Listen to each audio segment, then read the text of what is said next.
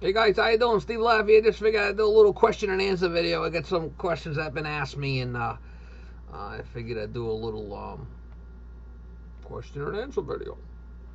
Let's see. I wrote a couple of things down. Why did I stop making YouTube videos? Well, I watched some guys on here like Dr. Z and Zach, Talon. A couple of guys inspired me, to make videos. I'm a big fan of Talon, Zach, 875. I think he's one of the better guys on here as far as for making videos. And he inspired me to start doing videos. And, I feel that we all can bring something to the table in the HVAC community. And that's why I started doing the videos. So bring my spin on what I've been doing for all these years, right, wrong, or indifferent. It's, what I've been doing. And my type of videos are just kind of like as I go along.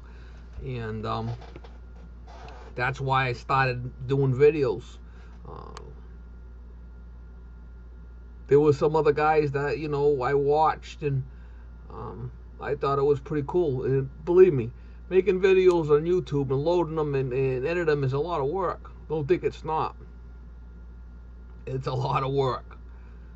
So someone had asked me about that, do a little video on why I started doing YouTube videos, and that's pretty much it. I got kind of hooked on it. It's kind of like it's got to be your hobby if you're gonna do it and put a lot of time into it, because it's a lot of work, man.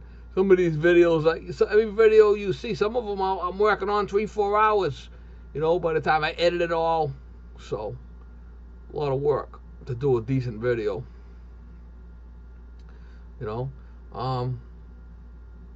Another question I get asked a lot is, how are the two dogs doing? Well, one of my dogs is going to be 17 in February. She's really, really old. And she used to come to work with me every day for like 12 and a half years in the truck. She was a work dog, She was a master HVAC technician. She used to come with me all the time. She's really old now. She's in diapers and shit, and I'm changing her diapers and dealing with all that stuff on a continuous basis. It's really getting bad as she's getting older. It's almost like a nursing home situation. And the new dog that I got, the little one, she's like 7 years old, and she's very lovable and clingy to me, and she kind of took to me right away. And for the most part, they get along great. But like if I'm doing a little cooking or something, them two will go at it, and I turn around and they're battling, biting at each other and stuff. And you gotta realize I'm the alpha dog of the house here. I'm in control of these dogs, so I holler and scream at them a little bit, get them into control. I'm in charge. They don't run the show, I run the show. But yeah, they've been battling a little bit, and not all the time, but at times. So I've been trying to work with that and get that under control. It hasn't been an easy thing. Bringing a young dog into a house where the dog's almost 17 years old, and she's been my only dog for all them years. She's been with me. So I'm not going to let them fight if I can help it. So the old dog, she's still surviving. She's still, going along. She's still got quality of life. But it's getting bad. It's getting to the point where it's some days it's bad, So I haven't got to the point where I'm going to put it down yet. But it's starting to get close where it's starting to get to the point where, is it really worth living like this? So yeah, I've been taking care of her for a long time. I got another question. I get asked a lot about the I-Manifold. Is the I-Manifold worth getting? I do believe it's worth getting. It's an expensive tool. But if you buy cheap tools, you're going to get cheap stuff, and you're not going to get the quality, and it's not going to perform the way you want it. No, the I-Manifold can do so much stuff. It's a learning curve involved with it. You got to get the iPad. You got to learn the app. It's a little bit involved. So what you do is, if you got yourself a Testo 550 or something like that, you kind of use that, and then when you get on a job where you get a little bit of time, take out the I-Manifold, hook it up, and you get kind of a feel for it. It's going to take a little while to get used to it. I don't think you're going to grab that thing and sell your other manifold and that's all you're going to use. That ain't how it's going to work. It's a process, a learning process. Is it worth it? Absolutely. I think so, or I wouldn't, I wouldn't endorse the tool. No one gave me nothing. I paid for it with my own money. I like the app. I like the way it's set up. But you have to go through things in sequence. You have to learn. You have to learn how to program the probes. And if something goes bad, you need to know how to go in the app and change things around. And it's a learning process. Like Larry Cole said, there's a learning curve involved, and there is. But once you get past the learning curve, once you learn something, it's not hard anymore. So it's definitely, I don't regret buying it. That's my go-to tool on every job. Even if it's gas and go, I hook that up. But, there has been times where my iPad has, wasn't charging in the truck, and the iPad was dead, so I was dead in the water. I had to get my Testos out. I keep my Testos as a backup. Every day, I charge my little tablet now. And I only got a little tiny tablet. I even got a little 7-inch one. It's not big. It's just tiny. And that's all I use it for. You can see the I-Manifold app right there. That's all I use it for. Goes right in my bag. Click the I-Manifold. There it is right there. There's the I-Manifold, Then you got to plug your probes in and check them. But it's definitely, if you want to take it, step up your game to the next level, definitely, it's got a lot of potential there if you want to do it. But like I said, it's a learning curve involved in it, and if you guys want to spend the time on it, take it to the next level, mama. We'll take it to the next level. Definitely worth it. As far as the giveaways go, I signed up for that giveaway stuff. I haven't heard anything from the company yet. So we'll see how that goes. Hopefully that they start sending me some of the stuff that I asked for. And I'll start doing some giveaways on that stuff. That's coming up. A lot of guys ask me about my hot rods in my garage. I got a bunch of old cars in the garage. I used to be into old cars, years ago. And I got a lot of money in them cars. Some of them cars, what I got in old cars there, I paid cash for, was guaranteed more than a lot of you guys paid for your house. So, HVAC plumbing's been good to me over the years. I made a lot of money. Over the years. Because I'm a working guy. I work. If you want to work hard and you're decent with, what you do with your hands, you can make a lot of money in the trade. As long as you're a decent worker. If you're hanging around living down in mama's basement, work one job a month, you're probably not going to do so well.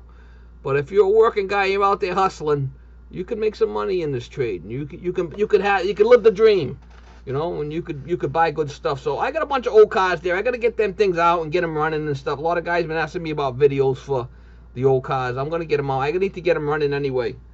I got stable in them and stuff, but I got to get them running. So I'm going to be working on getting that going too. I had this other guy that says there's a couple other guys on YouTube that their fathers had, started the business and gave it to the kids, and the guy is also saying, oh, you guys, you two and a couple of these other guys, your father gave you the business, and what's a guy like me going to do? Listen, guy, my father never started my business. I started the business from scratch. No one gave me nothing, I started from scratch and I worked it up. I worked it from nothing. Now, I'm not saying there's nothing wrong with your father, starting a business and giving it to the kid. That's the best way to do it. But you can start from scratch. I did it. And if I can do it, you can do it. So, there's nothing wrong with learning from your father. My father was a union plumber pipe fitter. He worked for a big union shop. The guy took care of him. He didn't have to start his own business. He had his own business years before that, and then he went into the union. So I was in the union for a bunch of years, and then I got out and I started my own thing after I was in the union by myself. So not trying to take anything away from any of the guys that their father had the business and they're still with them and they're helping them. No, there's nothing wrong with that. That's the best way to go. If I had a son right now, I would be weaning him into the business. But I just got a daughter, and she don't want to run. She don't want nothing to do with the business. She's into other stuff, Well, hopefully that answers that question. I get this other question asked a lot about is my little saw I use a lot underneath sinks, and it's a little Bosch angle saw for PVC, and what I use for little screwdriver, power screwdriver. And I did a little video on my camera, and I'll buddy it up at the end of this, and maybe you guys could see what I use now. Like I said, on that little angle saw, what I like about it is it's a little sawzall, but it's on an angle. It's a little battery pack, and you get it in a tight spot. Now, it's no good for using it on 2x4s or 2x6s. It doesn't have the power for that. It's good for what I use it for, underneath, PVC, cutting PVC traps out and stuff like that. It's perfect for that.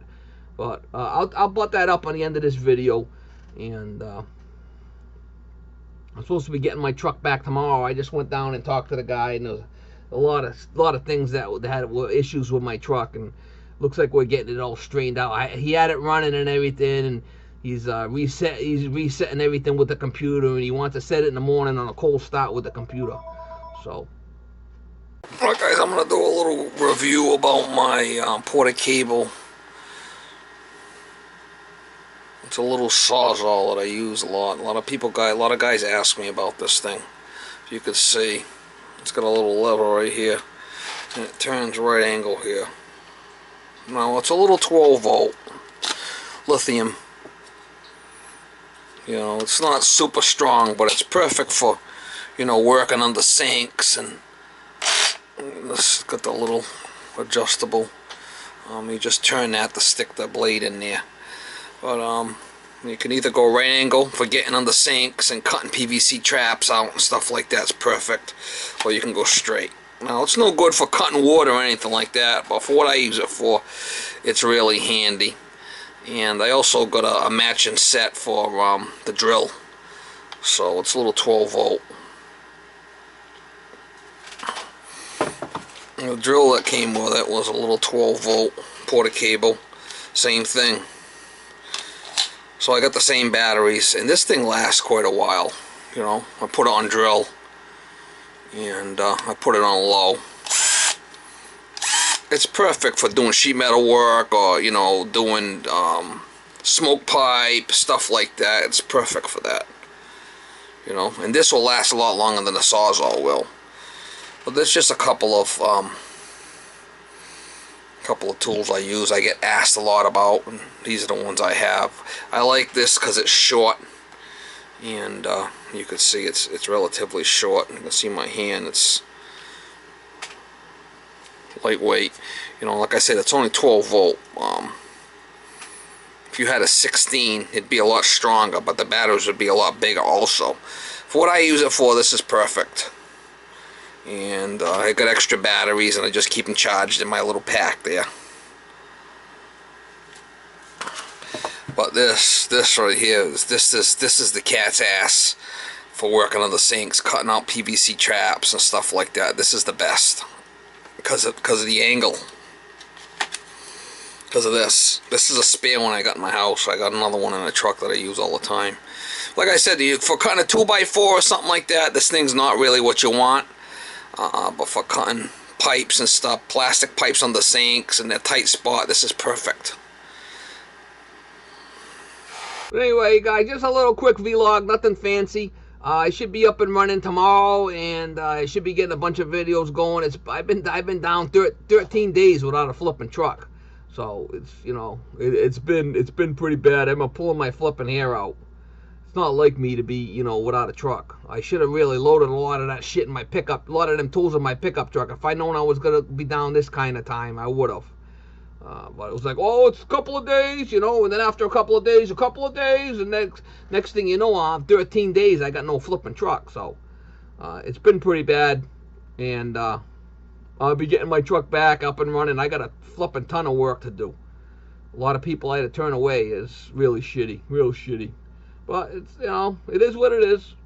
It's real life situations, and you never know. That's why I always say, when you're in business, you don't know what the shit's gonna hit the fan. You gotta have backup, and it is what it is.